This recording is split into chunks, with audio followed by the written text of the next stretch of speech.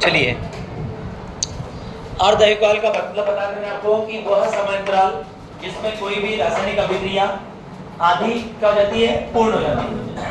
या वह समांतराल जिसमें क्या होता है, किसी रासायनिक अभिक्रिया में जो अभिकारक है उसकी जो प्रारंभिक सांद्रता से जो अंतिम सांद्रता है वो क्या जाती है, हाफ।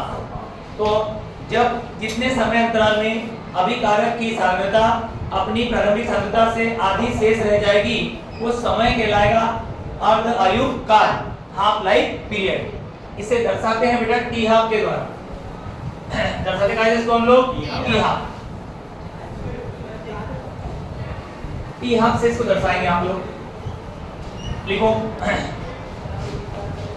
शून्य कोटि का अर्धआयुकाल। शून्य कोटि के लिए अर्धआयुकाल, शून्य कोटि के लिए अर्धआयुकाल का मान हम लोग ज्ञात करते हैं।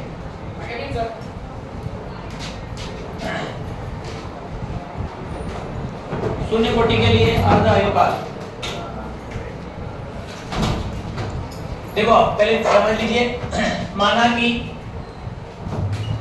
A से बनता है उत्पाद, A से बनता है उत्पाद, तो यह एक शून्य कोटि अभिक्रिया है। ये क्या है, एक शून्य कोटि अभिक्रिया। अतः प्रारंभिक सांद्रता बराबर, अगर मैंने यहाँ पे मान लिया A, अंतिम सांद्रता बराबर आप मानेंगे इसको A/2, क्योंकि समय अंतराल निकालना है जिसमें अभिकारक की सांद्रता अपनी प्रारंभिक सांद्रता से आधी क्या जाती है, शेष। A थी, कितनी शेष रह गई, A/2। अब आपने कहा लगने वाला समय जो है वो T जो है वो T हाफ के बराबर है, इसे कहते हैं अर्धआयुकाल। अब कौन सी कोटि अभिक्रिया बेटा है आपकी, शून्य। तो किसी भी शून्य कोटि अभिक्रिया का जो दर स्थिरांक है k का मान कितना होता है, तो आपने लिखा हुआ है k बराबर होता है A0 माइनस A अपॉन में होता है T।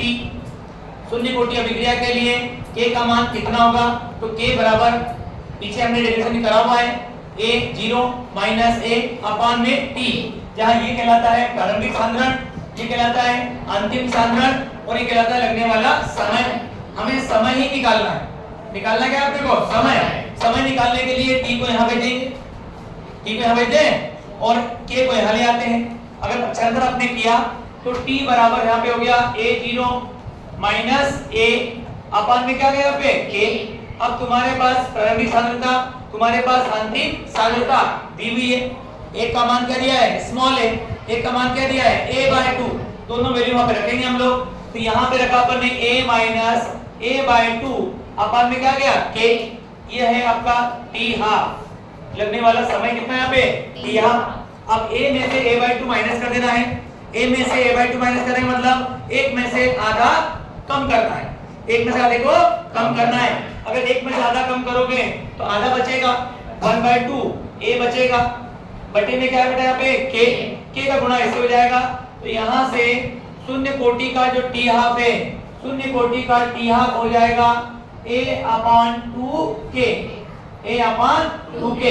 क्योंकि इस सूत्र में, इस सवाल के डेरिवेशन में हम देख रहे हैं कि अर्धआयुकाल में सांद्रण आ रहा है, सांद्रण आ रहा है।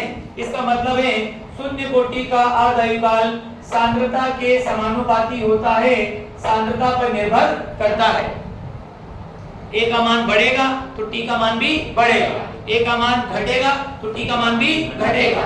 मतलब यदि स्टेटमेंट आता है कि यह स्टेटमेंट सही है या गलत, स्टेटमेंट सुनिए, किसी शून्य कोटि अभिक्रिया का अर्धआयुकाल सांद्रता पर निर्भर नहीं करता है, क्या ये कथन सत्य है, सांद्रता पर निर्भर नहीं करता, ये बोला जा रहा है। तो ये बात सही है क्या, तो हमने शून्य कोटि का अर्धआयुकाल निकाला था, उसमें A का मान सांद्रता का मान दिखाई दे रहा है और हमने बता दिया कि T हाफ का मान सांद्रता के क्या होता है, समानुपाती। मतलब इसका मान बढ़ेगा तो T का मान भी क्या करेगा, बढ़ेगा, इसका मान घटेगा तो T का मान भी घटेगा। इसका तात्पर्य यह है कि T हाफ निर्भर करता है और उसने बोला निर्भर नहीं करता, तो कथन क्या जाएगा आपका असत्य।